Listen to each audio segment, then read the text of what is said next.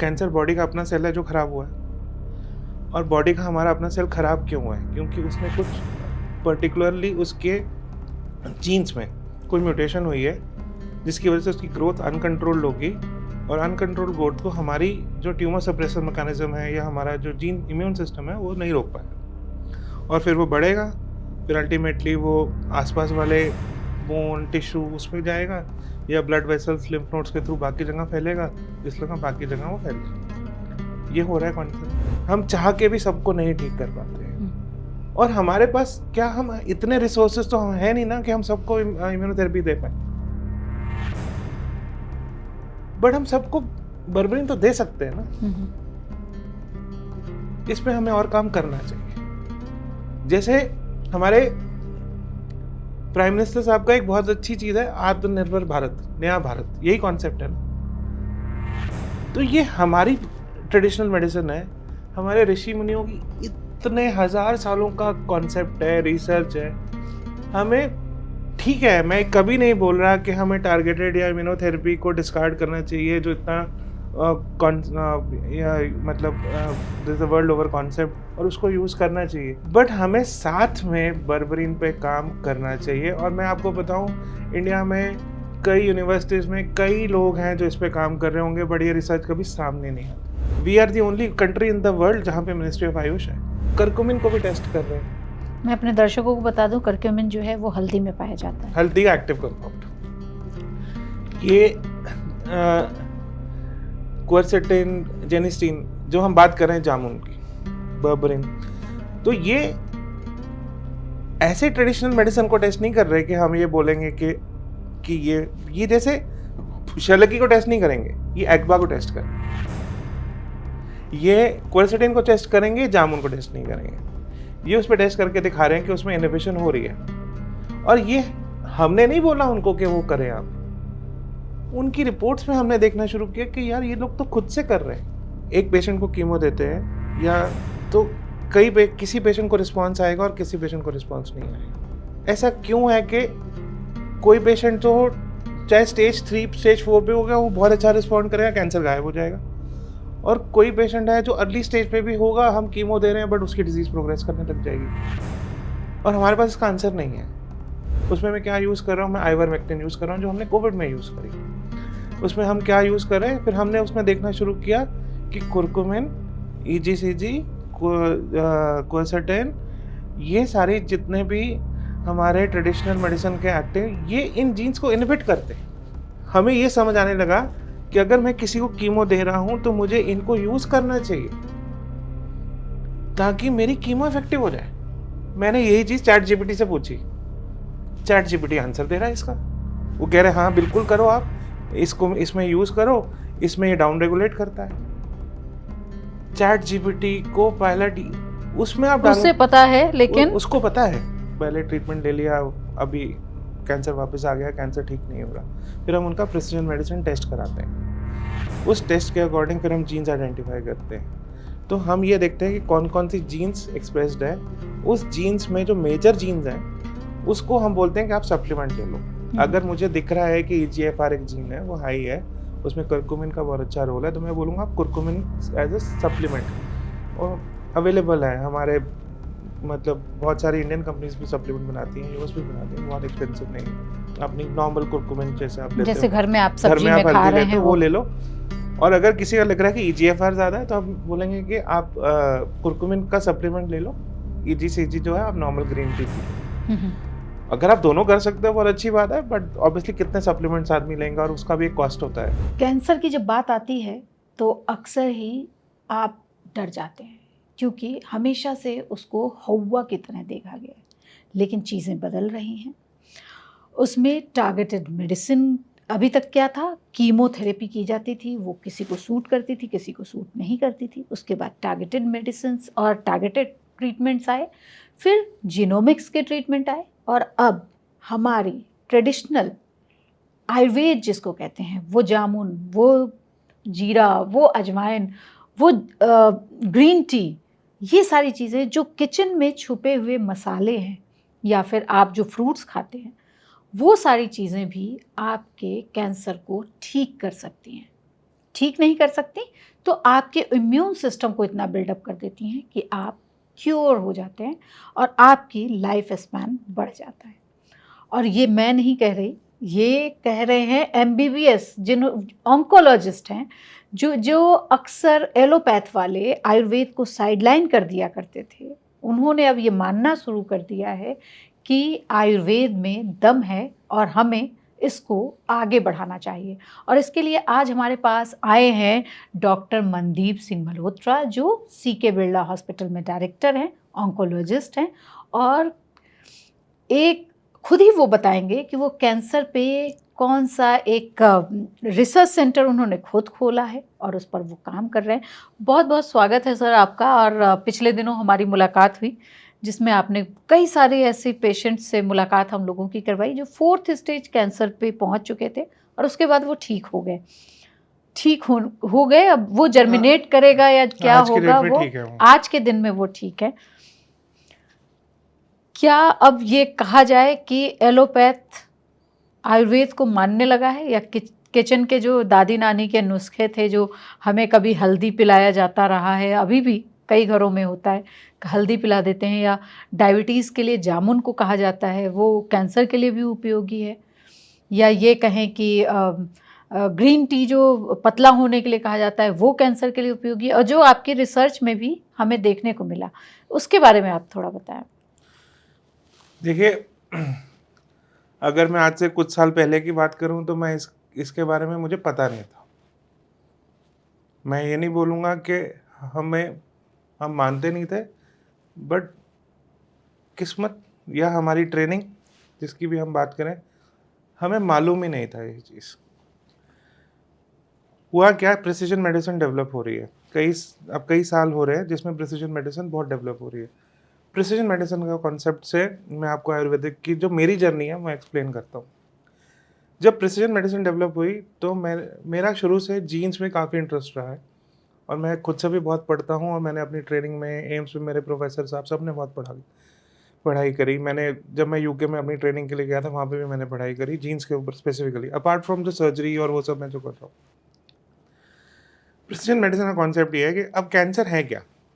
Cancer body का अपना cell है जो ख़राब हुआ है, और बॉडी का हमारा अपना सेल ख़राब क्यों हुआ है? क्योंकि उसने कुछ पर्टिकुलरली उसके जीन्स में कोई म्यूटेशन हुई है जिसकी वजह से उसकी ग्रोथ अनकंट्रोल्ड होगी, और अनकंट्रोल्ड ग्रोथ को हमारी जो ट्यूमर सप्रेसर मैकेनिज्म है या हमारा जो जीन इम्यून सिस्टम है वो नहीं रोक पाया, और फिर वो बढ़ेगा, फिर अल्टीमेटली वो आसपास वाले बोन टिश्यू उसमें जाएगा, या ब्लड वेसल्स लिम्फ नोड्स के थ्रू बाकी जगह फैलेगा, जिस जगह बाकी जगह वो फैल जाएगा।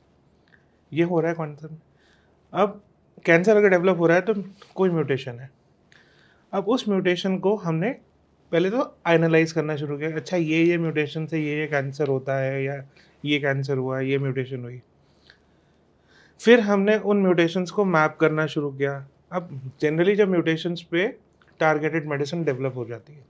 अब मैं एग्जांपल देता हूँ, एक ब्रेस्ट कैंसर में एक HER2 जीन होती है, उसको हम टारगेट करते हैं टारगेटेड मेडिसिन से। जब हम उस HER2 पाथवे को आगे देखते हैं कि HER2 एक जो म्यूटेशन है वो आगे एक राफ पाथवे को, PIK3 mTOR पाथवे को, फिर उस तरह से वो कैंसर की प्रोग्रेशन करता है। तो जब हमने ये सब से देखना शुरू किया तो हमने इनको और ध्यान से देखना शुरू किया।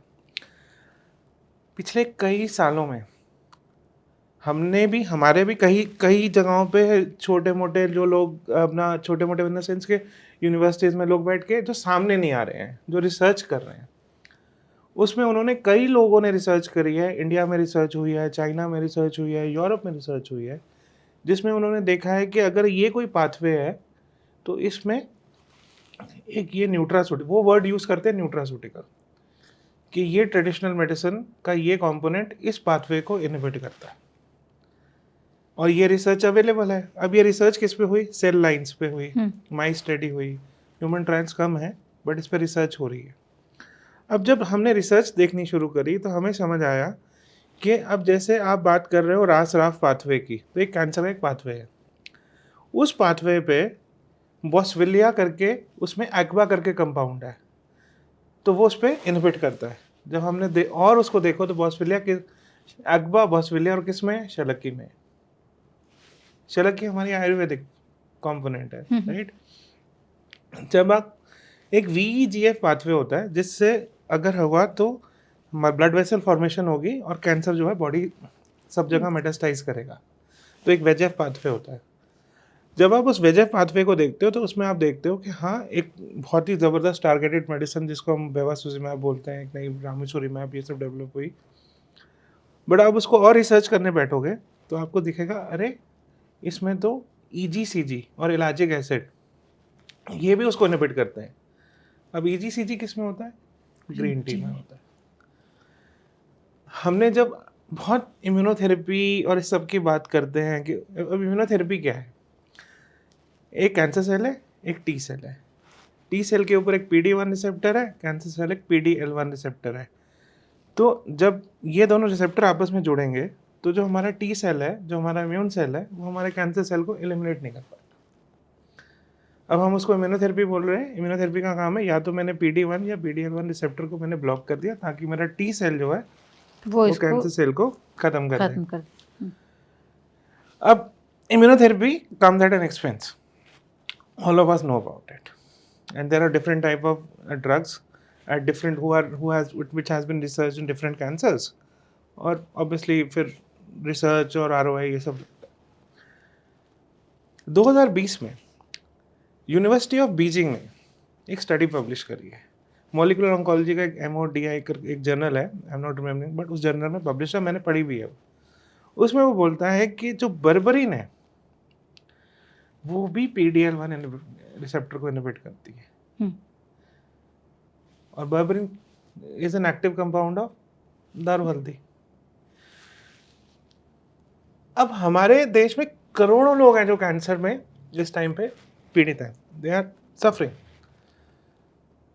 और हम हमारी गवर्नमेंट बहुत एफर्ट डाल रही है। मैंने खुद AIIMS से ट्रेनिंग किया, मैंने देखा है कि किस तरह से हम एफर्ट डालते हैं और हम चाह के भी सबको नहीं ठीक कर पाते हैं। और हमारे पास क्या हम इतने रिसोर्सेज तो हम है नहीं ना कि हम सबको इम्यूनोथेरेपी दे पाए, बट हम सबको बर्बरीन तो दे सकते हैं ना। इस पे हमें और काम करना चाहिए। जैसे हमारे प्राइम मिनिस्टर साहब का एक बहुत अच्छी चीज है आत्मनिर्भर भारत, नया भारत, यही कॉन्सेप्ट है ना। तो ये हमारी ट्रेडिशनल मेडिसिन है, हमारे ऋषि मुनियों की इतने हजार सालों का कॉन्सेप्ट है, रिसर्च है। हमें ठीक है, मैं कभी नहीं बोल रहा कि हमें टारगेटेड या इम्यूनोथेरेपी को डिस्कार्ड करना चाहिए जो इतना मतलब this is a world over concept, और उसको यूज करना चाहिए। बट हमें साथ में बर्बरीन पे काम करना चाहिए। और मैं आपको बताऊं, इंडिया में कई यूनिवर्सिटीज़ में कई लोग हैं जो इस पे काम कर रहे होंगे, बट ये रिसर्च कभी सामने नहीं आती। हमें इस रिसर्च को फॉर्मलाइज करना चाहिए। हमें अल्टीमेटली, और we are the only country in the world जहाँ पे मिनिस्ट्री ऑफ आयुष है, जो आयुर्वेद पे काम करता है, जो अपने किचन में मिलने वाले सारे नुस्खे, चाहे वो हल्दी हो, अजवाइन हो, या गरम मसाले जो यूज़ किए जाते रहे, उन मसालों की बात करते हैं जी। तो यहाँ पे क्या है कि प्रिसीजन मेडिसिन डेवलप हुई। उस प्रिसीजन मेडिसिन में हमने ये देखना शुरू किया, अब प्रिसीजन मेडिसिन जो डेवलप हो रही है वो उसके दो कॉन्सेप्ट है, एक US बेस्ड डेवलप हो रही है, एक यूरोप बेस्ड डेवलप हो रही है। उसमें अभी हम बात कर रहे हैं कि अब हम ब्लड सैंपल से कैंसर को डिटेक्ट कर लेंगे या कैंसर को स्क्रीन कर लेंगे। अभी हम स्क्रीन पे नहीं पहुंचे, हम डिटेक्शन और आइडेंटिफिकेशन पे आ गए। इंडिया की कुछ लैब्स कर रही हैं, बट अभी मेजरली हम ये सब यूरोप या US भेजते हैं, उसका एक एक्सपेंस है, बट है। ब्लड सैंपल से हम कैंसर का DNA या हम कैंसर का सेल वो आइसोलेट कर लेते हैं। अब स्टेज 4 पेशेंट है, किसी का बोन में ट्यूमर है, किसी का लंग में है, सांस नहीं ले पा रहा है, उसका मैं बोन बायोप्सी कराऊँ, ये कराऊँ, तो वहाँ से नहीं हम ब्लड सैंपल से कर लेते हैं, पेशेंट भी आराम रहेगा। फिर उसकी US में क्या हो रहा है कि हम उसका ctDNA, cfDNA ये सब देख रहे हैं, जो मेजर लैब्स हैं US की। यूरोपियन जो लैब्स हैं, कुछ लैब्स, उन्होंने क्या किया, उन्होंने कैंसर सेल जो स्टेम सेल है वो आइसोलेट करना शुरू करा। और ये सेम टेक्नोलॉजी जिस पे हम बोन मैरो ट्रांसप्लांट असेसमेंट करते हैं, और उन्होंने ये टेक्नोलॉजी डेवलप कर ली, इन्होंने ये टेक्नोलॉजी डेवलप कर ली। इंडिया में कुछ लैब्स ये भी दोनों करती है, ये भी करती करते हैं, हैं। And they are also growing. अब जब आपने ये टेक्नोलॉजी डेवलप करी तो हमने उस टेक्नोलॉजी से कैंसर सेल को पकड़ा, कैंसर सेल को 3D सेल कल्चर करके ट्यूमरॉइड बना लिया। ट्यूमरॉइड मतलब मैंने कैंसर को लैब में ग्रो कर लिया। और मेरे को एक फ़ख्र के साथ मैं बोलता हूँ कि हमारे IITs पे ये काम कर रहे हैं। वो ट्यूमरॉइड्स पे रिसर्च कर रहे हैं। कौन कर रहा है वो एग्जैक्टली मैं नहीं बता सकता, बट कर रहे हैं लोग। ट्यूमरॉइड मैंने बना लिया तो मैंने कैंसर और माइक्रो एनवायरनमेंट प्रोड्यूस कर लिया यहाँ पे। मैंने फिर उसके अंदर पहले कीमो भी डाल लिया, वो देख लिया कि उससे इनोवेशन हुआ कि नहीं हुआ। मैंने इम्यूनोथेरेपी भी डाल ली, मैंने टारगेटेड भी डाल ली। फिर जब हमने यूरोप से, खासकर जर्मनी से रिपोर्ट्स देखनी शुरू करी, उसमें हमने देखना शुरू किया कि ये तो करकुमिन को भी टेस्ट कर रहे हैं। मैं अपने दर्शकों को बता दूं, करक्यूमिन जो है वो हल्दी में पाया जाता है। हल्दी का एक्टिव कंपाउंड। ये क्वर्सेटिन, जेनिस्टीन, जो हम बात कर रहे हैं जामुन की, बर्बरिन, तो ये ऐसे ट्रेडिशनल मेडिसिन को टेस्ट नहीं कर रहे कि हम ये बोलेंगे कि ये जैसे शलकी को टेस्ट नहीं करेंगे, ये एक्बा को टेस्ट करेंगे। ये क्वर्सेटिन को टेस्ट करेंगे, जामुन को टेस्ट नहीं करेंगे। ये उस पर टेस्ट करके दिखा रहे हैं कि उसमें इनोवेशन हो रही है। और ये हमने नहीं बोला उनको कि वो करें आप, उनकी रिपोर्ट्स में हमने देखना शुरू किया कि यार ये लोग तो खुद से कर रहे हैं। मतलब वो लोग क्यों कर रहे हैं? क्योंकि वो बिलीव करते हैं कि इसमें कुछ है। और अगर मतलब वो लोग बिलीव करते हैं तो हम लोग, मतलब हम किस चीज की वेट कर रहे हैं? हमें क्यों किसी की कोई इंस्ट्रक्शन चाहिए कि नहीं हम इसमें बिलीव करें कि नहीं है? इसमें डेफिनेटली फिर there is lot of substance into it. मैंने वहाँ पे जो टॉप नोस्ट साइंटिस्ट हैं, रिसर्चर्स हैं, लैब्स के हेड हैं, फिर मैंने उनसे बात भी करी। ये जो मैं बात आपको बताने जा रहा हूँ, ये आई थिंक हमें इंडिया में इस पर बहुत काम करना चाहिए और हम ही लोग इसमें बेस्ट काम कर सकते हैं। अगर हम एक पेशेंट को कीमो देते हैं या तो किसी पेशेंट को रिस्पॉन्स आएगा और किसी पेशेंट को रिस्पॉन्स नहीं आएगा। ऐसा क्यों है कि कोई पेशेंट तो चाहे स्टेज 3 स्टेज 4 पे होगा, वो बहुत अच्छा रिस्पॉन्ड करेगा, कैंसर गायब हो जाएगा। और कोई पेशेंट है जो अर्ली स्टेज पे भी होगा, हम कीमो दे रहे हैं बट उसकी डिजीज प्रोग्रेस करने लग जाएगी और हमारे पास इसका आंसर नहीं है। इसका आंसर ये निकलता है कि इसमें देयर आर सर्टन जो जीन्स हैं, रेजिस्टेंस जीन्स बोलते हैं, ड्रग रेजिस्टेंस की। और ये जो मैं MDR, MRP, ये पाथवेज हैं। इसको ABCG2 पंप इनहिबिटर्स और ये सब बोला जाता है। बेसिकली उसका कॉन्सेप्ट ये है कि कीमो अंदर जाएगी, वो कीमो को बाहर फेंक देंगे, या कीमो अंदर गई तो कीमो के अराउंड इतना एसिडिक एनवायरनमेंट डेवलप हो जाएगा कि कीमो काम ही नहीं करेगी। अब इन जीन्स को अगर मुझे नीचे करना है, जैसे मुझे MDR, MRP को नीचे करना है, तो मैं क्या करूँगा?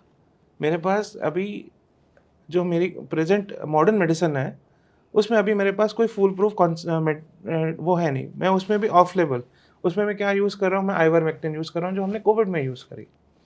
उसमें हम क्या यूज़ कर रहे हैं? फिर हमने उसमें देखना शुरू किया कि कुरकुमिन, EGCG, क्वर्सेटिन, ये सारे जितने भी हमारे ट्रेडिशनल मेडिसिन के एक्टिव, ये इन जीन्स को इनहिबिट करते हैं। तो अब आपको, हमें ये समझ आने लगा कि अगर मैं किसी को कीमो दे रहा हूं तो मुझे इनको यूज करना चाहिए ताकि मेरी कीमो इफेक्टिव हो जाए। और ये मैं अपने मन से नहीं बोल रहा, या ये तो जो प्रूवन रिसर्चेस हैं उसमें लिखा हुआ है कि आप MDR, MRP को आइवरमेक्टिन, क्वर्सेटिन, करकुमिन से। रिसर्च तो छोड़ो, मैंने यही चीज़ ChatGPT से पूछी, ChatGPT आंसर दे रहा है इसका। वो कह रहे हैं हाँ बिल्कुल करो, आप इसको इसमें यूज़ करो, इसमें ये डाउन रेगुलेट करता है। ChatGPT को पायलट उसमें आप उससे पता है, लेकिन उसको पता है जी। वो दे रहा है इसका आंसर। अगर ग्रोक से पूछूंगा तो वो क्या बोलेगा वो मुझे भी नहीं पता, बट ये भी चेक कर लेंगे अभी हम लोग। बट मैं ऐसे बता रहा हूँ कि ये उसमें आया। अब इसमें एक इशू है, हम्म, इसमें इशू ये है कि जो हमारी मॉडर्न मेडिसिन है, कीमोथेरेपी, रेडिएशन, ये प्रो ऑक्सीडेंट रेडिकल्स पे काम करती है कि इसको फ्री ऑक्सीजन रेडिकल्स चाहिए जिससे वो कैंसर सेल, ये साइडल ट्रीटमेंट है। साइडल ट्रीटमेंट का मतलब है कि मैंने कैंसर को मारना है। मैं मारूंगा कैसे? मैंने कीमो दिया, मैंने सर्जरी से काट दिया, मैंने रेडिएशन से जला दिया, उसके लिए उसको ऑक्सीजन रेडिकल्स चाहिए होते हैं। और जितनी हमारी मेजॉरिटी, मैं सारी बात नहीं कर रहा, मेजॉरिटी ट्रेडिशनल मेडिसिन है, curcumin, quercetin, EGCG, these are majorly antioxidants. तो ये क्या करती हैं? ये रेजिस्टेंस को तोड़ती हैं। तो हमें जब इनको कंबाइन करना है तो हमें, तो इसमें अब देखो, सारे तो मेरे फ्रेंड्स, मैं एक सर्जन हूँ बट मेरे सारे मेडिकल ऑन्कोलॉजिस्ट जो हैं अभी इस कॉन्सेप्ट को समझ रहे हैं, बट कुछ जो मेरे कोलीग्स हैं, हमने इस कॉन्सेप्ट पे थोड़ा मिलके समझा, थोड़ा उनसे भी बात करी, लोगों से बात करी, तो समझ आने लगा कि कीमो का एक हाफ लाइफ होता है, बीटा हाफ लाइफ होता है। उस बीटा हाफ लाइफ को आप कौन सी दवाई दे रहे हो उसको कैलकुलेट करो, बॉडी की निम्नेशन देखो कि उसका लिवर से जा रहा है, किडनी से जा रहा है। जब उसकी हाफ लाइफ पूरी हो जाए तब आप ये ऐड करो, उसके साथ मत ऐड करो, क्योंकि उसके साथ ऐड करोगे तो फिर वो आपस में काम उल्टा करेंगी। बट इसके हाफ लाइफ को ख़त्म हो जाने दो, इसको यूज़ करो, तो आपकी जो नेक्स्ट साइकिल है उसका असर बढ़ जाएगा।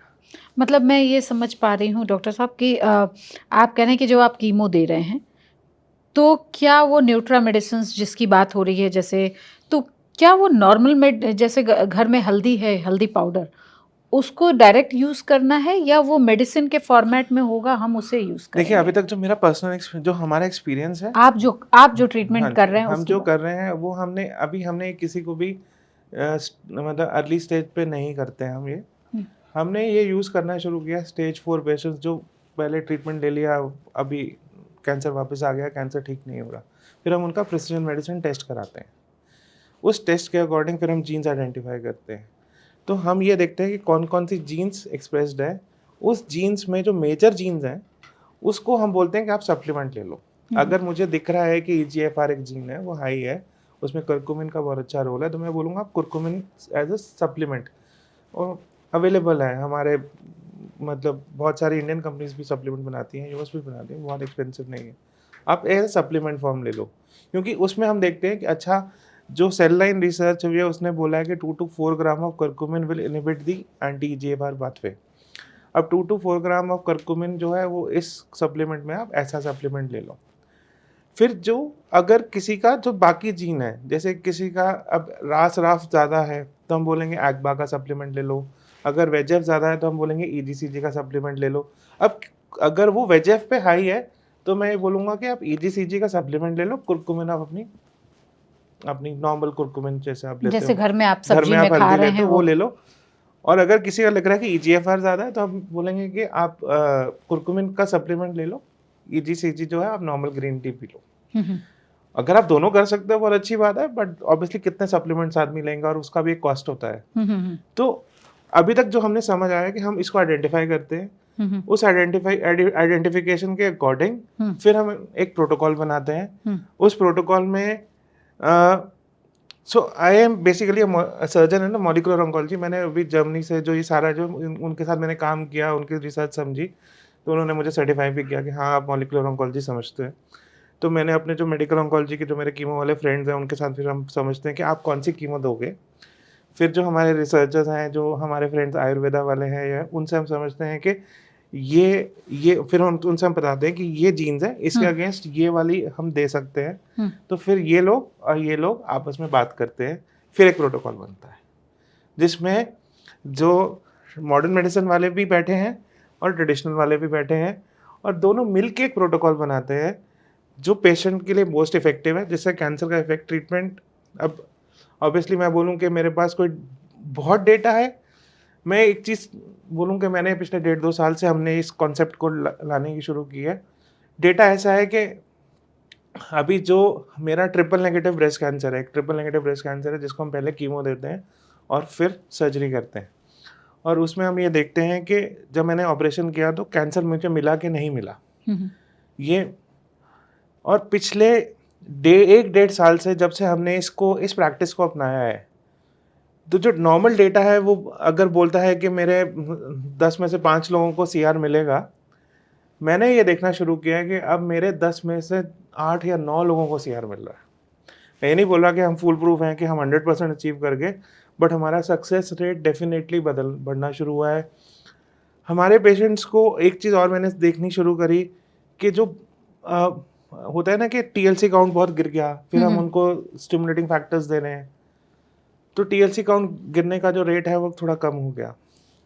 उनको जो कीमो का डर होता है, ये कीमो से पता नहीं क्या हो जाएगा, और साइड इफेक्ट्स होते भी थे। बाल उड़ जाते हैं, लोगों को अनइजीनेस बहुत अनईजी लगता है, ज़्यादा उल्टी होती है, उल्टी खाया होती नहीं है। जाता, नेल खराब हो जाते हैं, दर्द जी, होता है जी, पैरों में। जी। तो वो सब का रेट थोड़ा थोड़ा कम होने लगा। हुँ, अभी हमने पीछे, मैं पढ़ भी रहा था कि, और मैं वेट भी कर रहा हूँ उस चीज़ की, कि हमारे टीएमएच में they have developed a medicine जिसमें they are looking at resveratrol. Resveratrol is a compound which is found in berries. हुँ, उसका एक कॉपर की कॉम्बिनेशन में मुझे exactly, but resveratrol is the main compound जो वो खुद बोल रहे हैं कि वो रिकरेंस प्रिवेंशन के लिए यूज़ करेंगे, क्योंकि वो स्टेम सेल पे काम करते हैं। यही एग्जैक्टली रिसर्च भी है। जो बेरी का कॉन्सेप्ट है कि बेरीज आप लो और वो लो, बेरी या इवन रेड वाइन की बात करते हैं हम, तो उसमें रेस्वेरेट्रॉल है। रेस्वेरेट्रॉल एक जो न्यूट्रास्यूटिकल है, वो एच टर्ट करके एक जीन जेनेटिक पाथवे है। एच टर्ट जो जेनेटिक पाथवे है वो हमारा स्टेम सेल का पाथवे, मतलब अगर मैंने कैंसर निकाल दिया तो उसमें जो स्टेम सेल रह जाएगा, जो वापस से रिकरेंस करेगा, तो उस पाथवे को इनहिबिट कर देता है, और इससे हमारा रिकरेंस रेट कम हो जाता है। और इसके ऊपर टाटा ने इतना काम किया, और वो मैंने सुना था कि वो एक टैबलेट शुरू कर रहे हैं जो शायद कॉस्ट 100 रुपीज़ की होगी। हुँ, हुँ, तो जब तक वो नहीं आती है तो आप हुँ। डेफिनेटली आप बेरीज ले सकते हैं, मतलब इसमें कोई तो मेरा एक सवाल है इन सब के बीच में कि क्या जो हम लोग मतलब इंडियंस तो अमूमन जैसे जामुन का सीज़न अब आ रहा है, तो जामुन के सीज़न में हम लोग भर-भर के जामुन खाते हैं। तो क्या ये पूरे साल के लिए इफ़ेक्टिव होगा? हल्दी हमारे हर खाने में, चाहे वो दाल बन रही हो या सब्ज़ी बन रही हो, तो वो उसमें हम लोग यूज़ करते ही करते हैं। तो क्या वो जैसे नमक के लिए कहा जाता है कि इतने परसेंट नमक में इतना सोडियम होना ज़रूरी है, या आयोडीन जितना हमें चाहिए वो नमक में उतना होता है कि हम जितना खाते हैं खाने में, वो हमारे ग्वाइटर को रोकने के लिए काफ़ी होता है। क्या आने वाला समय या आप जो भी ये टारगेटेड ट्रीटमेंट कर रहे हैं कैंसर के लिए, उसमें ये जो हम लोग घर में रेगुलर खा रहे हैं, क्या ये काफ़ी होगा, या हमें अलग से मेडिकेशन के लिए वो अलग क्वांटिटी लेनी होगी, या नॉर्मल जो फ्रूट्स खा रहे हैं, क्या वो भी फ़ायदेमंद होंगे? देखिए, अगर एक नॉर्मल आदमी है, मैं जैसे मैं खुद की बात करूँ तो मैं ये नहीं बोल रहा कि मैं खुद हल्दी का सप्लीमेंट लूँगा। मैं डेफिनेटली हल्दी को अपनी डाइट में इंक्लूड करूँगा। सप्लीमेंट्स जो है ये बहुत हाई डोजेस पे है ये सारी चीज़ें। अच्छा। जब हम हाई डोज़ की बात कर रहे हैं, जैसे हाई डोज़ मैंने कुरकुमिन ली, तो वो लिवर पे मेटाबोलाइज़ होगा, लिवर पे स्ट्रेस भी डालेगा। और बहुत सारे ऐसी जो हाई डोज़ेज़ पे मेडिसिन्स जाती हैं, वो लॉन्ग टर्म नहीं ली जाती हैं। उसका लॉन्ग टर्म साइड इफ़ेक्ट हमें पता नहीं है। हुँ, हुँ।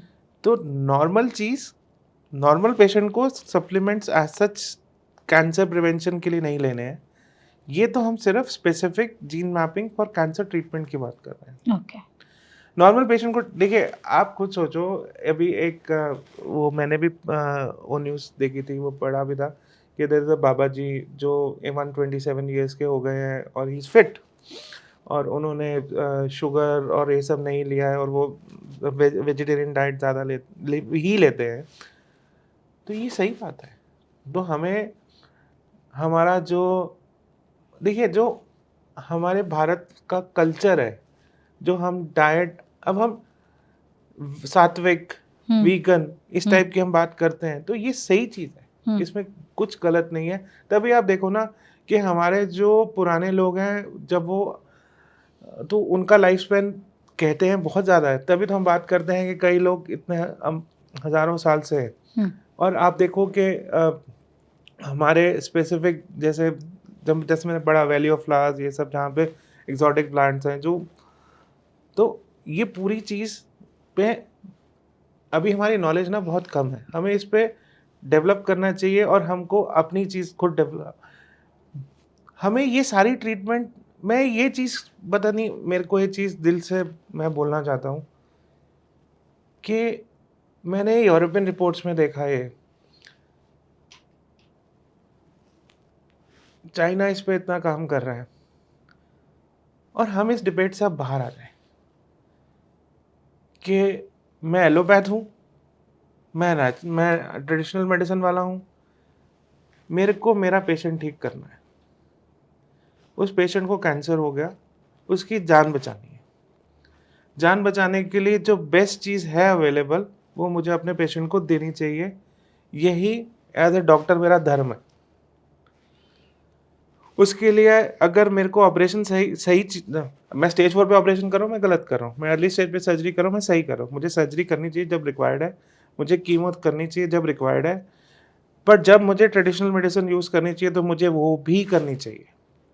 और अगर मेरे पेशेंट को उससे भला होता है और उसका कैंसर रुकता है तो मुझे उसको यूज़ करना चाहिए, उसको खुले हाथों से एक्सेप्ट करना चाहिए। और ये इंडियन मेडिसिन है, इंडियन साइंस है और हमको इसको डेवलप करना चाहिए, ना कि यूरोपियन रिपोर्ट पे मुझे ये देख के मुझे अच्छा नहीं लगा कि वो लोग हमसे पहले इस चीज़ को एक्सेप्ट करके टेस्ट कर रहे हैं और हम आज भी इसी डिबेट में बैठे हैं। इसमें कोई डिबेट नहीं है कि आयुर्वेदा में दम नहीं है। आयुर्वेदा में बहुत दम है। हमारे पास आयुर्वेदा इज वेद। और मतलब क्या एक भारतीय होते हुए मुझे इस चीज पे कभी कोई क्वेश्चन भी करना चाहिए कि वेद में दम नहीं है? वेद में तो दम है ही है। वो तो हमारी हजारों सालों से चला आ रहा है, हमारी ना समझी है कि हम उसे नहीं समझ पाए कभी। तो हमको उसको मॉडर्न साइंटिफिक तरीकों से उस पर काम करना चाहिए, उसको और डेवलप करना चाहिए और दुनिया को प्रेजेंट करना चाहिए। मैं आपको एक चीज़ बताऊँ, जो मेरे हमने आप अश्वगंधा जब कोविड के लिए आ रही थी, university of Missouri and IIT Delhi, ये गूगल पे मैंने पढ़ा था, उन्होंने रिसर्च किया जिसमें उन्होंने ये देखा कि अश्वगंधा जो है, जो कोविड-19 का RNA पॉलीमरेज एंजाइम है, उसको इनहिबिट करती है। गिलोय ने भी काफी नहीं, अश्वगंधा के लिए साइंटिफिक कि जिस एंजाइम से कोविड वायरस रेप्लिकेट होगा, उस एंजाइम को कौन इनहिबिट कर रहा है? अश्वगंधा। तो अब प्रॉब्लम क्या है? कहाँ पे हम इसको what it means to develop as a modern science, कि अश्वगंधा को, अब वो एक लैब रिसर्च है, अश्वगंधा को कितनी क्वांटिटी पे हमें लेना चाहिए, कैसे लेना चाहिए, क्या वो उसका कैप्सूल बनना चाहिए, क्या उसका टैबलेट बनना चाहिए, क्या उसकी कॉन्सेंट्रेशन होनी चाहिए, क्या कब वो उसके इस कॉन्सेंट्रेशन पे हमारे ब्लड स्ट्रीम में आएगी जिस पे वो इस कोविड-19 इसकी आने को एक्चुअल। तो यही फेज़ 1, फेज़ 2, फेज़ 3 रिसर्चेज हैं। हमें इसको ऐसे ही डेवलप करके दुनिया के सामने पेश करना चाहिए ताकि इनको भी आप सोचो कि रेमडेसिविर तो एबोला वायरस पे रिसर्च थी, वो तो कोविड-19 पे रिसर्च, उसका मुझे भी नहीं पता है कि नहीं है, मतलब ये मत बोलना कि मुझे पता नहीं है, मतलब मुझे नहीं पता था उसका एक्चुअल रिसर्च कोविड-19 पे था कि नहीं था। बट अश्वगंधा का तो एक्चुअल रिसर्च है ना कोविड-19 पे, बट हमने तो नहीं माना उसको, हमने उसको उतनी इम्पोर्टेंस नहीं दी, देनी चाहिए थी और मैंने दी है। और मैं कह रहा हूँ कि हमें उस पर और दम से काम करना चाहिए, इस साइंस को और डेवलप करना चाहिए। इससे देखो एक बहुत बड़ी चीज़ है जिसको हम सॉल्व कर सकते हैं। हम ये इतना अच्छा चीज़ है जिसके ऊपर कॉस्ट ऑफ ट्रीटमेंट कितना कम हो जाएगा। मेरे को supposedly x amount of chemo देनी है एक इफेक्ट को अचीव करने के लिए, कितने रिसोर्सेज लग रहे हैं ना मेरे उस पर। अगर मैं उस इफेक्ट को अचीव करने के लिए अगर मेरी ट्रेडिशनल मेडिसिन कंबाइन हो जाती है और मैं उस पॉइंट को जल्दी एक्वायर कर लेता हूँ, कम रिसोर्सेज लगाए, हम होली में हमारे भांग कहते हैं इसे, भांग हमारे कितने साल से साधु और सब लोग यूज कर रहे हैं, बिंदास खाते हैं अभी भी। कैनाबिस की रिसर्चेज हैं कैनाबिस पे, 2 रिसर्चेज हैं, मतलब 2 उसके इफेक्ट है। एक कैंसर सेल पे वो काम करता है, दूसरा कैंसर कीमो पे जो उल्टी होती है या उससे जो दर्द होता है वो कम करता है। अगर अब उसको उसमें कंपाउंड्स हैं जो एडिक्टिव कंपाउंड्स भी हैं जो है, अब उसको जो एक्चुअल उसको प्यूरिफाई करो, प्यूरिफाई करके उसका वो अमाउंट ढूंढो जो नॉन एडिक्टिव है और जिसके साइड इफेक्ट हमें पता है। अगर हम उसको यूज़ कर लें और मेरे पेशेंट को उल्टी कम हो, उसको दर्द कम हो, आप देंगे तो क्यों नहीं देना चाहिए हमें इस पे? क्यों हम, और ये चीज़ अभी मैं और ये चीज़ मैं कहाँ से बता रहा हूँ, ये चीज़ मैं यहाँ से बता रहा हूँ कि अभी लास्ट ईयर मैं अमेरिका गया था, उस पे वहाँ पे एक कॉन्फ्रेंस थी, वहाँ पे कुछ डॉक्टर्स आए वहाँ पे जो जिनको फंक्शनल मेडिसिन बोलते हैं, वो लोग कैनबिस यूज़ कर रहे हैं। और वही कंपाउंड अगर मैं यूएस से इम्पोर्ट करूँगा कितना एक्सपेंस पड़ता है, एंड हमारे यहाँ जंगलों में यूं ही मिलता है। यूँ ही मिलता है। चलिए अब आगे बढ़ते हैं।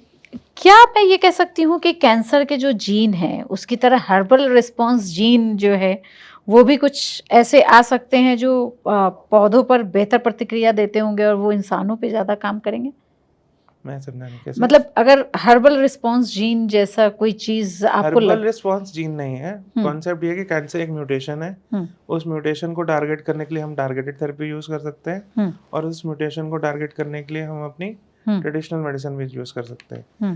डिफरेंस क्या है, जो टारगेटेड मेडिसिन एक डेवलप की जाती है मेडिसिन, अगर मेरा एक सपोजिटली ये जेनेटिक म्यूटेशन है, उसका ये पाथवे मुझे ब्लॉक करना है, तो मेरी टारगेटेड जो मेडिसिन जाएगी वो एक कॉन्सेंट्रेशन मुझे पता है, इंजेक्शन दूंगा, ये टैबलेट दूंगा, वो जाएगी और उसको ब्लॉक कर देगी। और उसके साथ वो उस तरह के जैसे पाथवे जो नॉर्मल सेल में भी है, अब जो PIK3 पाथवे है वो नॉर्मल सेल को भी चाहिए, बट वो सब जगह ब्लॉक कर देगी, इसकी वजह से उसके इफेक्ट भी होंगे और साइड इफेक्ट भी होंगे।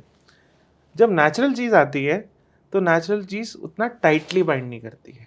अब जो कुर्कुमिन है वो थोड़ा सा EGFR को ब्लॉक करेगी, थोड़ा सा EGFR को ज़्यादा करेगी, VEGF को थोड़ा कम करेगी, बट वो उतनी टारगेटेड की तरह नहीं जाएगी बिल्कुल ही ब्लॉक कर दे, वो थोड़ा सा इसको थोड़ा, तो फिर प्रोसेस तो धीमा हो जाएगा ना डॉक्टर साहब। इसीलिए उसको रिकरेंस प्रिवेंशन के लिए यूज़ करना है ना, इसीलिए उसको ये ऑल्टरनेटिव नहीं है कन्वेंशनल मेडिसिन के, इसीलिए इनको और डेवलप करना है ताकि कि उतनी तेजी से असर कर सकें, कि उनको उनका मीडियम बढ़ाना पड़ेगा, उनका वेक्टर बढ़ाना पड़ेगा। अब वेक्टर इन द सेंस कि कुर्कुमिन जो है नॉर्मली एब्जॉर्ब करने में दिक्कत होती है।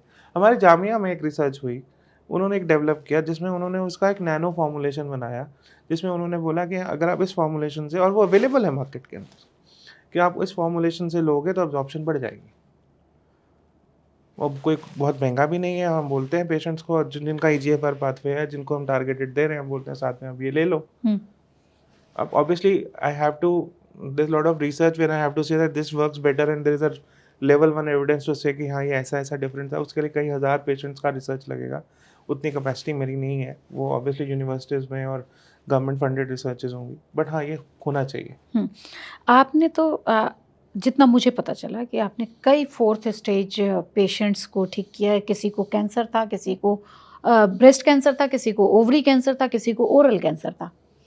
मैंने नहीं ठीक किया, रब ने ठीक रब ने ठीक है, मतलब आप हमें जरिया था। हाँ, जरिया था, और धरती का भगवान तो आप ही को कहा जाता है, मतलब डॉक्टर्स को ही कहा जाता है।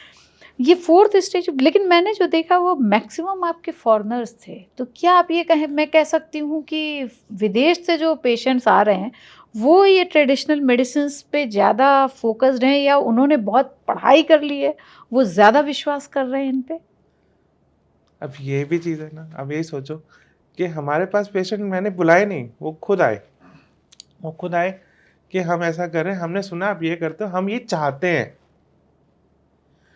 जो हमारे पास पेशेंट आते हैं बाहर से, वो कहते हैं कि हम ये चाहते हैं कि आप हमको इस मेरे को ट्रेडिशनल मेडिसिन यूज़ करनी है, आप प्लीज़ ट्रेडिशनल मेडिसिन के साथ मेरे को कन्वेंशनल भी करना है और मेरे को ट्रेडिशनल भी करना है, मेरे को ये अप्रोच फॉलो करनी है जो मेरे को अपनी कंट्री में नहीं मिलेगा, वो आप मुझे आपकी कंट्री में मिलेगा, और इसलिए मैं यहाँ आके अपना इलाज कराना चाहते हो। यही एक बहुत बड़ी बात है। यही तो एक बात है कि हम आज की डेट में अगर हम डिफेंस इंडस्ट्री के हब बन सकते हैं तो हम मेडिकल इंडस्ट्री के भी हब बन सकते हैं। और ये लोग जो विदेशी लोग हैं वो इस चीज़ को एक्सेप्ट करते हैं, वो इस चीज़ को बिलीव करते हैं। सिमिलरली हम भी इस चीज़ को एक्सेप्ट करते हैं। Majority of Indian also accepted.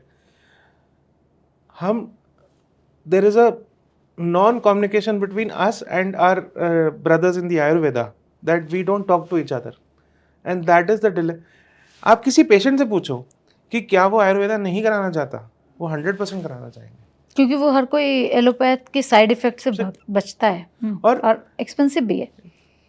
वो पूछते हैं बट हम बात ही नहीं करते उनसे। फिर क्या होता है कि वो हमसे पूछेंगे, हम बोलेंगे हमें तो कुछ पता नहीं है इसके बारे में और मैं नहीं चाहूँगा ऐसा कुछ करो, पता नहीं क्या हो जाएगा। उधर वाले बोलते हैं कि वो हम तो बेसिकली हम लोगों ने अपनी कम्युनिकेशन की वजह से अपने पेशेंट का नुकसान कर रहे हैं ना। हम आपस में बात करें, हम कभी इस चीज़, मतलब यही चीज़ यूरोप में रिसर्च करके उन्होंने इसको इंक्लूड किया अपनी ट्यूमर वायबिलिटी ऐसे में कि हम चेक करेंगे कीमो के साथ कि ट्रेडिशनल मेडिसिन भी काम करती है कि नहीं, और हम देखेंगे कि कौन सी बेटर है।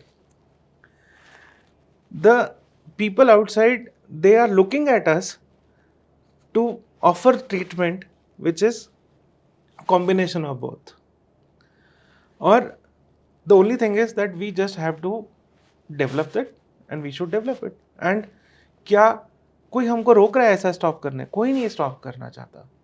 और मैं मेरे हिसाब से तो मतलब जो मैंने समझा है और जो मैं अभी हमारे जो पूरे इंफ्रास्ट्रक्चर को, इवन हमारे गवर्नमेंट का माइंडसेट को, वो तो चाहते हैं कि ऐसा डेवलप हो ना। तो मैं क्या समझूं कि आने वाला जो समय है वो प्लांट बेस्ड जेनोमिक थेरेपी का हो सकता है? क्योंकि आप जिस तरह से काम कर रहे हैं, मुझे लगता है कि बहुत सारे डॉक्टर्स ऐसे होंगे देश में, और आपने खुद बताया कि आईआईटी रिसर्च कर रही है, आयुष का पूरा मंत्रालय बनाया गया है। मुझे जितना पता है कि ऋषिकेश का एम्स जो है वो तो ऊम पे भी रिसर्च कर रहे हैं, और शायद अब दिल्ली एम्स में भी बहुत सारी चीजें ऐसी हो रही हैं। आयुष का इंटीग्रेशन है, है ना? और आयुष चलिए यहाँ है भी और है, दोनों का इंटीग्रेशन भी है। तो इस तरह पे तो क्या आपको लग रहा है कि ये प्लांट बेस्ड जो जेनोमिक थेरेपी है वो आने वाले समय में होगी? और आपसे क्या कोई इतने सारे पेशेंट्स विदेश से आके आपसे ट्रीटमेंट करा के जा रहे हैं, क्या आपके पास अब सरकार की तरफ से कुछ आ रहा है कि भाई हमारे साथ मिलके भी काम करो? और देखिए हम बहुत ही मतलब हम एक इंडिविजुअल तो कॉन्सेप्ट आइडिया डेवलप कर सकते हैं और शेयर कर सकते हैं, और we are open to share any of our knowledge. Definitely अभी we are about to have a meeting जिसमें मिनिस्ट्री ऑफ आयुष वालों ने रीच किया है, एंड दे आर हैप्पी कि हम ऐसा कुछ काम कर रहे हैं, और उन्होंने बुलाया कि आप अपना नॉलेज शेयर करो और जैसे कर सकते हैं, और I am excited about that.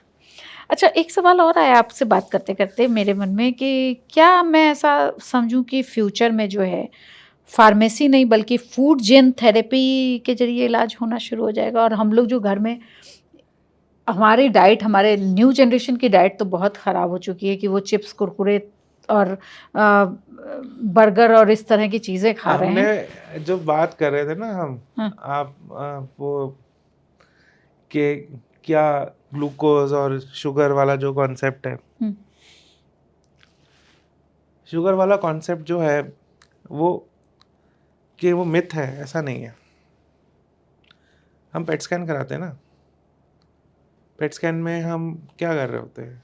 हम ग्लूकोज लेते हैं, उसको रेडियोन्यूक्लियोटाइड से लेबल करते हैं, बॉडी में डालते हैं, फिर पेट सीटी खींचते हैं, फिर सीटी खींचते हैं बेसिकली। तो क्या उसका कॉन्सेप्ट क्या है कि जहाँ पे सेल मेटाबॉलिज्म ज़्यादा है वहाँ पे ग्लूकोज जाएगा, रेडियोन्यूक्लियोटाइड चमकेगा, सीटी उसका 3 डायमेंशनल इमेज निकालेगा, तो हम पेट सीटी करेंगे। तो मान रहे हैं ना कि सेल मेटाबॉलिज्म ज़्यादा है, cancer definitely feeds on sugar.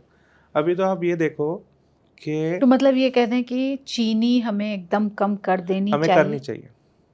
Diabetes के लिए ही नहीं, कैंसर के लिए भी चीनी को एकदम खत्म कर देना चाहिए। मैंने ये चीज़ क्यों बोली आपको कि आपने बात करी कि हमारी यंगर जनरेशन की जो डाइट है, बेसिकली जितना प्रोसेस्ड फूड है, जितना हाई कैलोरिक प्रोसेस्ड फूड है दैट इज हार्मफुल, जितना नॉन प्रोसेस्ड सात्विक आहार है उतना अच्छा।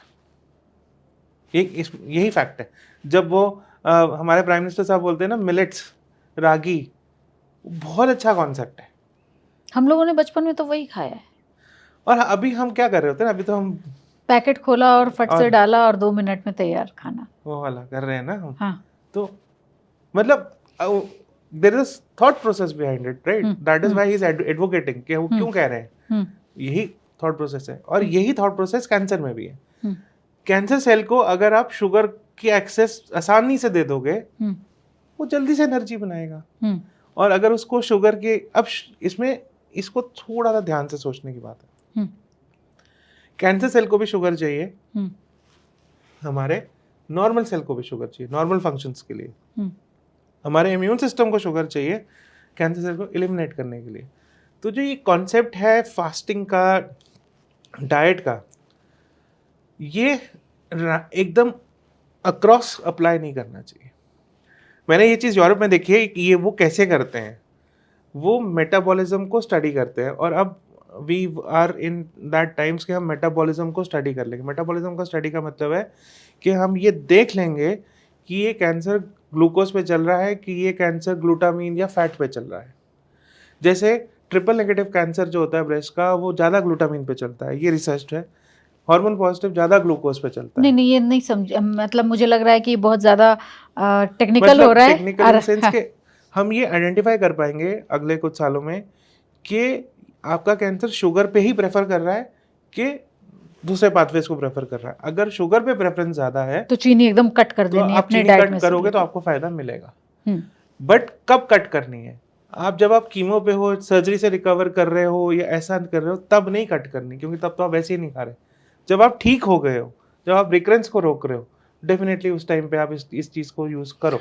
तो हम ये कह सकते हैं कि जो हम लोग चाय में चीनी या खान पान में या मीठे के रूप में हम लोग चीनी ले रहे हैं, अगर वो हम अभी से कम करके रखें तो हम बहुत सारी बीमारियों तो से आप तो बच वैसे ही सकते हैं। बचा लोगे ना, तो कैंसर होगा क्यों? तो डायबिटीज भी नहीं होगा, तो बहुत सारी चीज़ें कम हो जाएंगी ना।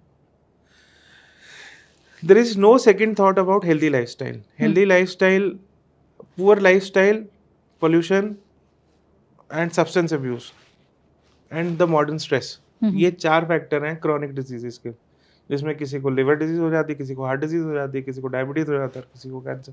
Cancer is pinnacle of all this things. जब बेसिकली जब सेल ने इंसुलिन बना के एग्जॉस्ट हो गया तो डायबिटीज होगी। जब वो सेल खराब ही हो गया और उसको लगा भैया ये लोग तो मानेंगे नहीं, ये तो मैं इसी को खाऊंगा, तो फिर जब वो खराब हो गया तो वो कैंसर बन गया। कहीं और से इन्फेक्शन थोड़ी ना है, कोई वायरस थोड़ी ना आया मेरे शरीर के अंदर। लेकिन ये तो जेनेटिक्स भी होता है ना।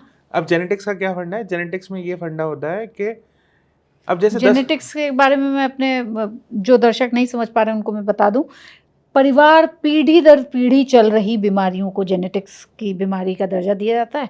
और ये कैंसर भी कहा जाता है कि अगर आपकी फैमिली में फर्स्ट किसी फैमिली मेंबर को है तो आपके होने का चांस किस ज़्यादा है। ज़्यादा हो जाता है। वही चीज़ डायबिटीज़ के लिए भी कही जाती है, बहुत सारी बीमारियों के लिए ये बातें कही जाती हैं। तो वो अगर हम चीनी, अगर मेरी फैमिली में मैं बात करूं, मदर की साइड कैंसर बहुत ज़्यादा है, फादर की साइड डायबिटीज़ है, सभी को है। दादी से शुरू होता है, पापा की तक जाता है, बड़े पापा को है, मतलब पूरी फैमिली में है। वहीं मेरे मामा को कैंसर हो गया या मेरे दोनों मामा को कैंसर हो गया, और इस तरह से वो बढ़ता चला जा रहा है। मासी को भी हो गया। अब मैंने चीनी भी कम कर दी, मैं प्रोसेस्ड फूड भी नहीं खाती। मैं समझने के लिए बोल रही हूँ अपने दर्शकों को। तो क्या मैं, ठीक है मैं वॉक नहीं करती, लेकिन क्या मैं चीनी, मैदा या प्रोसेस्ड फूड नहीं खाती, तो क्या ये होने के चांसेस थोड़े बढ़ते जाएंगे या कम होते जाएंगे? और क्या एज का लेटर एज में होता चला जाएगा ये? नहीं, there cancer is a multifactorial मतलब कि age is a factor, family history is a factor, substance abuse is a factor. तो अगर आप एक फैक्टर को कम कर रहे हो तो गारंटी नहीं है कि आपको कैंसर नहीं होगा, बट डेफिनेटली चांसेस कम हो जाएंगे। इसमें कोई सेकंड थॉट नहीं है, ये डेफिनेटली फैक्ट है। जो जेनेटिक का कॉन्सेप्ट है, जेनेटिक का भी कॉन्सेप्ट ये है कि जो बेसिकली हमने ये देखा है कि जो फैमिली टू फैमिली चलता है, अब जो फैमिली टू फैमिली जो हम ब्राका वाली बात करते हैं, हेरिडिटरी ब्रेस्ट ओवेरियन, जो ब्रेस्ट कैंसर जो फैमिलियल होता है, उसमें हम बोलते हैं कि देयर इज 70% चांस कि आपको होगा। हम ये नहीं बोलते कि 100% होगा। उसमें उसका फंडा क्या है? उसका फंडा ये है कि जो हमारा ट्यूमर सप्रेसर मैकेनिज्म है, उसमें 2 जीन हैं, एक जीन खराब होगी। तो हमारा जो ट्यूमर सप्रेसर है, जिससे मैं अपने आप को, जैसे मैंने बहुत सारी शुगर खा ली, या मैंने बहुत सिगरेट पी, या मैंने अल्कोहल पिया, जैसे ब्रेस्ट कैंसर में होता है कि मैंने स्ट्रेस लिया, ये सब। तो जो मेरा सब्सटेंस अब्यूज़ की वजह से म्यूटेशन होके कैंसर बनने का, रोकने का जो प्रोसेस है, वो वीक होता है। तो दैट इज़ व्हाई वो जीन बेसिकली प्रोटेक्टिव जीन है, जो वीक है, जिसकी वजह से एक फैमिली के अंदर जब वो जाती है, तो उस फैमिली में कैंसर बन जाता है, कैंसर होने का चांस बन जाता है। सो अगर हम अपने लाइफस्टाइल को ठीक रखेंगे, तो हम उस कैंसर होने के चांस को डेफिनेटली कम करेंगे। लेकिन पोल्यूशन, अगर मान लीजिए कि बच्चों को हमने बचपन से ही सही डाइट दे रहे हैं या घर का खाना खिला रहे हैं, वो प्रोसेस्ड फूड से बहुत अलग हैं, तो क्या जीन एक्सप्रेशन इस तरह से तैयार हो सकता है कि कैंसर का रिस्क जीवन भर के लिए कम हो जाए? ये फ्यूचर की बात है। डॉक्टर साहब, क्या प्याज, लहसुन, हल्दी, दालचीनी, ये सारी चीज़ें जो हैं वो डीएनए के म्यूटेशन को स्लो करती हैं क्या? हाँ, बिल्कुल करती हैं। उससे क्या फ़ायदा होगा हमारे शरीर को? देखिए, नॉर्मली जो बंदा खा रहा है, वो तो अपनी हेल्थ के लिए खा रहा है। अगर कैंसर पेशेंट है, जैसे हम अभी तो जो मेरी लिमिटेड नॉलेज है, उसका कॉन्सेप्ट यही है कि understand the genes, understand the cancer, क्या पाथवेज हैं, जो इम्पोर्टेंट पाथवेज हैं उनको आप सप्लीमेंट से रोको, और जो नॉर्मल चीज़ें हैं, जो नॉन इम्पॉर्टेंट है, उसको आप इन सब से, अब जैसे प्याज और लहसुन की, हम प्याज की बात कर रहे हैं, तो प्याज में ऑब्वियसली जो ये क्वेर्सेटिन, रेस्वेट्रॉल टाइप, अब रेस्वेट्रॉल इन्फ्लेमेशन कम करता है, क्वेर्सेटिन ड्रग रेजिस्टेंस को रोक रहा है, ये सब। तो अगर मैं कीमो ले रहा हूँ, तो मैं उसका सप्लीमेंट ले लूँगा। अब जब मैं कैंसर मेरा ठीक हो गया, तब मैं अपनी डाइट में इसको इंक्लूड कर लूँगा। तो मैं ये कह सकती हूँ क्या कि हमारी थाली ही हमारी जीन थेरेपी, ऐसा कुछ कहा जा सकता है, अगर हम इन सारी चीज़ों को अपने खाने में रोज शामिल करें तो? कैंसर को वापस आने से रोकने के लिए डेफिनेटली हमें यूज़ करना चाहिए, और हमें इसको और अच्छे से समझना चाहिए, और हम इसको यूज़ कर सकते हैं। तो अगर सीजनल फ्रूट्स होते हैं, जैसे अभी जामुन का सीज़न आएगा, आम का सीज़न आने वाला है, लीची का सीज़न आने वाला है, और हर फल में कुछ ना कुछ ऐसा केमिकल है जो हमारे बहुत सारी बीमारियों को रोकथाम करता है, ये कहा जा सकता है? हाँ जी, इसी की बात है। जब आप बात कर रहे हो प्रिसीजन मेडिसिन की, प्रिसीजन मेडिसिन यही कॉन्सेप्ट है कि आप अपने पाथवेज को समझो, और फिर आप उसके हिसाब से आप अपने डाइट को मॉडिफाई करो। जैसे अगर मेरे को अब जामुन की जो मैं बात कर रहा हूँ, तो मुझे उसमें फ्लेविनॉइड ज़्यादा है, तो मैं, और इवन मैंगो में भी एक कुछ कंपाउंड है जो कैंसर में, आई डोंट रिमेंबर, अभी तो नहीं पता, मुझे याद नहीं आ रहा, बट मैं पढ़ा ज़रूर है इसके ऊपर। तो वो जो पाथवे है, वो एक सर्टन सुपर फूड उसको इनहिबिट कर रहा है, या कॉम्बिनेशन में इनहिबिट कर रहा है। तो आप अपनी डाइट में वो फूड्स को प्रेफर कर लो। अगर मेरे को अपनी डाइट में फ्लेविनॉइड बढ़ाना है, तो मैं जामुन को प्रेफरेंस दे दूंगा लीची के ऊपर। सिमिलरली अगर मेरे को अपनी डाइट में EGFR को, मेरा कैंसर जो है वो EGFR के थ्रू चल रहा था, तो अगर जब मैं कैंसर फ्री हूँ, या मैंने ट्रीटमेंट अब मेरा पूरा है, या जो ब्रेक पीरियड है, उसमें मैं अपनी डाइट में ऑब्वियसली अपनी कंपोनेंट जो है हल्दी का बढ़ा दूँ।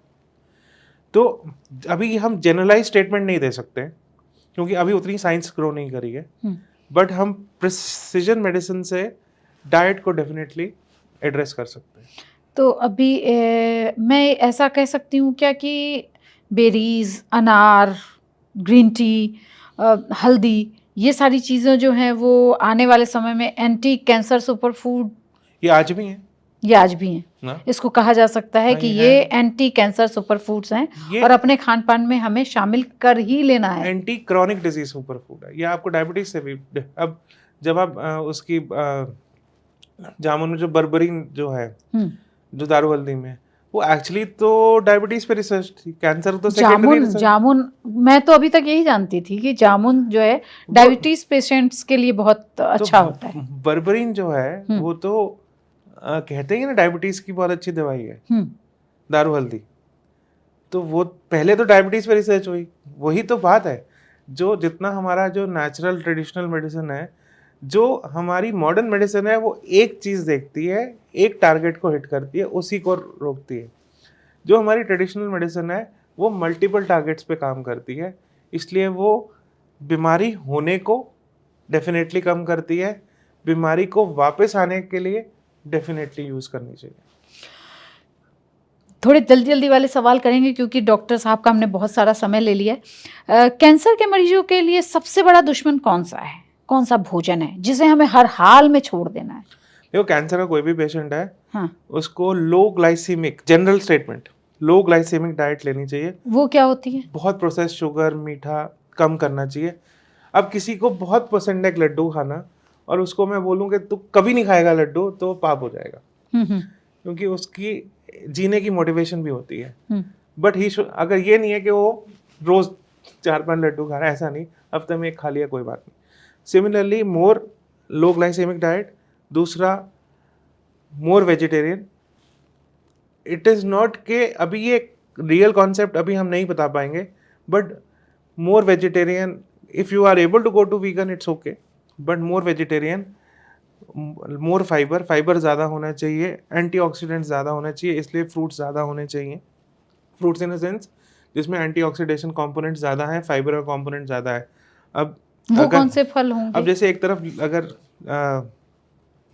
या Sorry. अगर एक तरफ मेरे पास अंगूर या वो चीकू है, और दूसरी तरफ मेरे पास पपीता है, या वो खरबूजा है, अमरूद है। हाँ। अमरूद है, खरबूजा है, तो मैं अमरूद, खरबूजा, पपीता की मात्रा बढ़ाऊंगा, और इसकी जो कंपोनेंट है इसको मैं कम करूंगा। हम्म अब इसमें ये नहीं है कि मैं इसी को लूँ और इसको मैं बिल्कुल हटा दूँ, हम्म क्योंकि इसमें भी कुछ चीज़ें होंगी जो मेरे को फ़ायदा करेंगी। हम्म तो मुझे इसको थोड़ा कम करना है और इसको थोड़ा बढ़ाना है।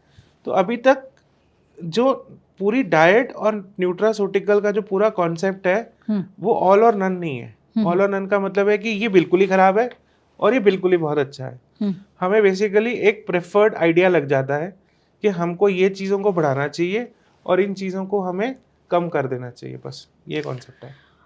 आपने तो काफ़ी पेशेंट्स जिसकी हम लोग बात भी कर रहे थे लगातार, तो हम ये कह सकते हैं कि डाइट और नेचुरोपैथी से 4th स्टेज कैंसर में सुधार होता है, और किन किन कैंसर्स में सुधार होता है? देखो, मैंने अभी तक जो मेरा एक्सपीरियंस है वो head and neck cancer, breast cancer, ovarian cancer पे है। लिक्विड ब्लड कैंसर्स पे मैं काम नहीं करता।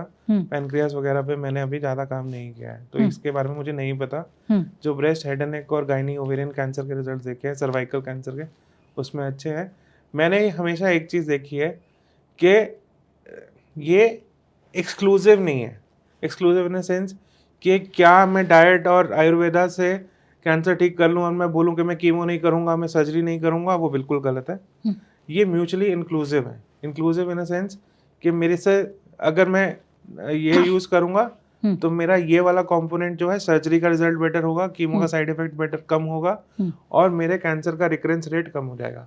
तो साथ मिलके, हाँ। तो मैं ये कह सकती हूँ क्या कि आने वाला समय जो है वो आयुर्वेद, एलोपैथ और नेचुरोपैथी का एक कंबाइंड होगा, और इंटीग्रेटिव मेडिसिन का समय आने वाला है हमारे देश में फिर से एक बार? आने वाले समय में हमारी मेडिसिन का समय आने वाला है। मतलब Indian Ayurveda, medicine, Indian medicine का समय आने वाला है। Integrative is a foreign word. हाँ it is Indian traditional medicine and हाँ। Indian way of treating. Bharat का साइंस है, भारत के तरीके से ट्रीटमेंट होना चाहिए। मतलब राफेल हम वहां से लाएंगे, लेकिन हमारा तेजस और आकाश भी जो है वो उसका भी इतना इम्पोर्टेंस है। इम्पोर्टेंस रहेगा, और वो भी पाकिस्तान के से आने वाली सारी मुसीबतों को। अच्छा डॉक्टर साहब, ऐसी 2-3 चीज़ें या 5 चीज़ें बताइए जो जो हम रेगुलर अपनी डाइट में और अपने लाइफस्टाइल में ले आएं, जिससे कि बिल्कुल ही कैंसर से आप दूर रहें। वो आप नहीं कर सकते। देखिए, हाँ दिल्ली में रहते हैं, हाँ तो क्या हम गाड़ी का बंद कर दें? वो आज की मॉडर्न लाइफस्टाइल का कुछ इशू है, जिसको बट जो हमको समझ आता है वो ये है कि हम अपने लाइफस्टाइल को डेफिनेटली ठीक करें, अपने खान पान को ठीक करें, एक्सरसाइज, योग, मेडिटेशन, ये 3 चीज़ें। मैं मतलब अब खुद सोचो हमारी ट्रेनिंग कैसी हुई पड़ी है। मैं एक्सरसाइज बोल कर रहा हूँ, मैं योग की बात नहीं कर रहा, मतलब सेकंड बोला मैंने, मेडिटेशन बोला बट मैंने ओम नहीं बोला, बट ये है आया कहाँ से? हमारे देश से आया ना ये सब। हम्म, तो यही चीज़ है कि मेरा लाइफस्टाइल अच्छा होना चाहिए, मेरे को स्ट्रेस कम लेना चाहिए, मेरे को सब्सटेंस अब्यूज से बचना चाहिए। मैं जितना सब्सटेंस अब्यूज ज़्यादा रखूँगा, सब्सटेंस अब्यूज का मतलब है दारू पीना, दारू पीना, सिगरेट सिगरेट पीना, पीना। तो ये मैं पान, बता दूं, मतलब पान तो खाना अच्छा होता है, पान। पान के अंदर जो आप अरेका नट है, जो सुपारी है, जो निकोटीन है, हाँ, दीज आर ऑल कैंसर। अगर अगर टोबैको ले रहे हैं पान के इवन बाद, सुपारी भी, सुपारी भी अच्छा। दो, और kattha is good, kattha is also bad, kattha is also also bad. Bad, and what about the chuna? Everything is bad. चूना में तो कैल्शियम होता है कहते हैं। कैल्शियम का जो वो इरिटेशन का कंपोनेंट है कि जब आप ले रहे हो आप हाँ। बार बार इरिटेट कर रहे हो उसको, तो ये भी एक रीज़न है। तो अभी इस पे मैं ये बोल दूं कि पान अच्छा है, पान नहीं अच्छा है, मतलब पान, और ज़्यादातर जो हम पान खा रहे हैं वो अच्छा नहीं है। जो सिर्फ पत्ते की बात करो तो अलग चीज़ है, बट इट इज़ नॉट। और जो हमें मिलेगा वो फिर पान से वो जर्दे पे कब पहुंच जाता है पता ही नहीं लगता आपको। तो डॉक्टर साहब 2-3 सवाल और हैं फटाफट वाले। अब मुझे हंसी आ रही है क्योंकि मैं पान खुद भी खाती हूँ। क्या हम सुबह की चाय और कॉफ़ी को ग्रीन टी से कन्वर्ट कर दें तो वो कैंसर से लड़ने में मदद करेगी? ये आम लोगों के सवाल हैं।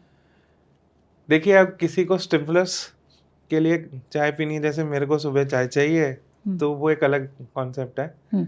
हाँ, अगर मैं उसको ग्रीन टी बढ़ा लूँ, अगर मैं 4 कप पी रहा हूँ तो मैं उसमें 2 कप वो कर लूँगा, 2 कप ग्रीन टी कर लूँ, तो उसमें फ़ायदा तो मिलेगा। ये एक जनरल बात है, ये सिर्फ़ कैंसर के रिलेटेड नहीं है। हमें सब चीज़ों, वो आपकी क्रॉनिक डिज़ीज़ से फ़ायदा मिलेगा। फ़ायदा मिलेगा। अच्छा, क्या हम ये कह सकते हैं कि जो ये हल्दी वाला दूध और काढ़ा वगैरह जो घर में हम लोग कोविड के समय में हम लोगों ने खूब जम के यूज़ किया, वो कैंसर जैसी गंभीर बीमारी में भी हेल्प करेगा? लेकिन आपने बोला अभी कि दूध, अब वो दूध का जो रिसर्च अभी आएगा, अभी हम भी श्योर नहीं है उसके। श्योर नहीं है। और जामुन और अनार में ऐसा क्या है जो कैंसर रोधी बनाता है उसको, मतलब जामुन और अनार में डॉक्यूमेंटेड 2 चीज़ें तो हैं ही, एक क्वर्सेटिन, एक रेस्वेराट्रोल है, और दोनों डॉक्यूमेंटेड एंटी कैंसर चीज़ें हैं। और क्या ये सुपर जो फूड्स बोलते हैं इसको। सुपर फूड्स बोल सकते हैं ना, बिल्कुल इसे। और क्या फास्ट फूड और पैकेज फूड जो हैं वो कैंसर को, मतलब कैंसर का एक कारण हो सकते हैं? दे कंट्रीब्यूट टुवर्ड्स कैंसर, और कैंसर पेशेंट्स को तो डेफिनेटली नहीं लेने चाहिए। कैंसर से लड़ने के लिए शरीर को ज़्यादा मजबूत करना होता है या खान पान की स्थिति और इसको ज़्यादा प्रभावित करता है ये? शरीर को मजबूत ही खान-पान से करोगे ना। हाँ, हाँ। और उसके लिए हमें हमें अपनी डाइट को ध्यान से देना है, मैं क्या खा रहा हूँ। तो दिन भर में बस एक लाइन में आप हमें बताएंगे कि दिन भर में हमें ऐसी क्या चीज़ें खा लेनी चाहिए जो हमें कैंसर से दूर रखें? हमें मेन तो यही है कि हमें प्रोसेस्ड फूड नहीं खाना है या कम करना है। मेरे को हाई ग्लाइसेमिक, जिसमें शुगर कंटेंट बहुत ज़्यादा है, वो कम रखना है। मेरे को एंटीऑक्सीडेंट, जिसमें फ्रूट्स, फ्रेश फ्रूट्स होने चाहिए, वो ज़्यादा होने चाहिए। मेरे को प्रोसेस्ड फूड में इवन रेड मीट ये सब भी कम रखना है। मेरे को ज़्यादा अपनी जो सब्ज़ी है, जितना रंग बिरंगा खाना खाऊंगा उतना मेरा कैंसर प्रिवेंशन कम होगा। जितना मैं मैदे की रोटी, या मैं वो, उससे बेटर है कि मैं बाजरे की रोटी खाऊं। तो ये मुझे करना है। एक सवाल और आया जाते-जाते, आपने रंग-बिरंगा कहा, तो ये जो पैकेज्ड जूस आते हैं, केन वाले जूस जो आते हैं, वो आजकल हॉस्पिटल में भी काफ़ी दिया जाता है। कहा जाता है कि इन्फेक्शन से बचते हैं हम। चाहे वो नारियल पानी के रूप में हो या मिक्स जूस के रूप में हो, वो पैकेट वाले जूस पेशेंट्स को दिए जाते हैं। क्या ये हेल्दी है? देखिए, इसमें अगर प्रिजर्वेटिव है तो वो हेल्दी नहीं है।